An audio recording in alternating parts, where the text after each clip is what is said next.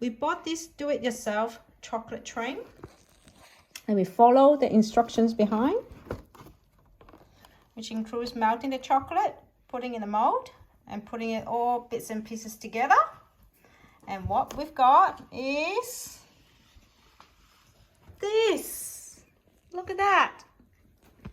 Isn't that cool? It's got all the wheels at the bottom and got all these bits and chocolates on the top, biscuits, etc. Even the base. Put this extra 2 chocolate biscuits here on this side. We are pretty happy with it. It's not hard to make at all, just a little bit time consuming. This is for my son's birthday. Happy birthday!